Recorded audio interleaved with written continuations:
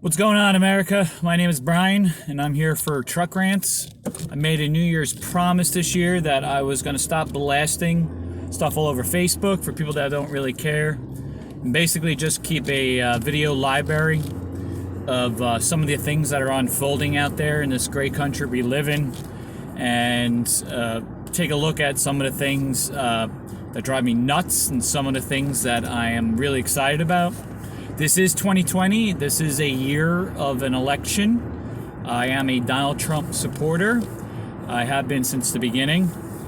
I am not necessarily a Donald Trump supporter because I am against the Democratic Party. I'm open to almost all opinions, but I am blue collar.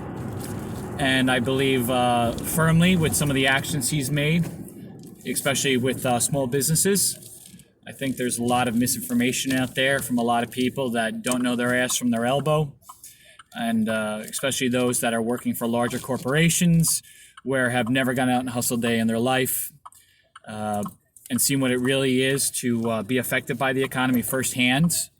And I can tell you right now, where I'm out in the field every day, there's a lot of people that were doubtful from the beginning of what he was doing. It's really changed their opinion.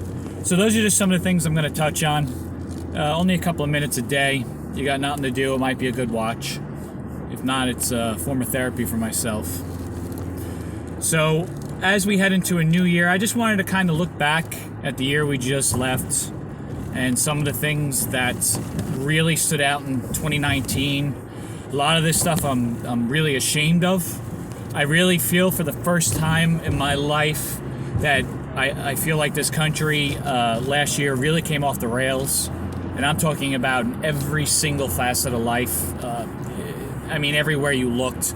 If I could sum up 2020, I think this year will be a year of change, and I think last year was a year of just revolt. I think a lot of people came out of the closet that have opinions that for years may have just felt a little too intimidated to speak their voice, and I don't mean that in a good way. I mean, the way I look at this is that, society functions as a whole, and the minute that we stop pointing at the larger picture and dumbing ourselves down to an individual picture is when we start to lose grasp of what a society is. And if you look at the downfall of any major empire or any country today, it's because either those on top stop looking for those below them, or the people stopped fighting for what got them to that point. And I really think that's what's happened with this country. And I see that every single day when I'm out there, that I find that a generation of just weakness and insecurity, and more importantly, a generation of lost is slowly aging to the point where now they are able to voice their opinions, whereas their parents kind of sheltered them from some of their bad decisions and bad politics in public, like on Facebook and Twitter. But now they just seem to have forgotten what it's taken to get us here. And that makes me really sad, especially since I have two kids myself. I constantly try to remind them of what their great-grandparents did to make this country what it is. And I've traveled all over the world, and I've been in a lot of countries that have kind of gone through an identity crisis, especially in European countries. And I have family scattered all over the world. And those are the countries now that 10 years ago were kind of going through this social reform that we see today. Those are the countries that have really lost their way, such as like Germany and France. I believe that countries like England have fought to hold their what made them special. And you can see this in the Brexit exit. But I feel like countries like France and Northern Italy and Germany, who let social policy influence the policy of the nation and bend it to the point where the lines of being part of a country as a citizen or being part of a country as a visitor really had no defined line. And what that means is that people, they really don't know what they should have to do for that country. And we see that today with the opening of our borders, how we have people that will come in and take everything that this great country has to offer and take the best of that and then send it out. And I'm not even talking about economically. Yes, they're sending billions of dollars out every year as we try to repatriate that money back in. But they're also taking out the culture. I mean, we see this now more than ever. You know, in the early 1900s, when Boston, United States of America was expanding, and New York City was being rebuilt for the second time, we saw sects, and that could be like sects of Italian, a sect of Jewish population, a sect of the Irish, the sect of China. They built these neighborhoods that were small versions of the neighborhoods that they had grown up in, but they didn't stop the interaction in schools and in public with people outside of their background.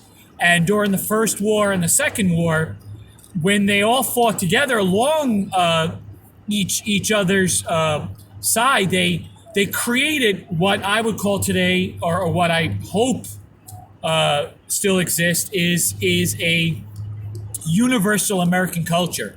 And you see this more when our grandparents come back from war, where the Irish, the Italians started marrying Gentiles, and the Jewish started marrying. You've seen Slavic countries that had came to the United States after World War II, and this could be Polish, Russian, Eastern European. They started commingling, and we created a melting pot. Even cultures that came from dominantly African American portions of the world, like Africa.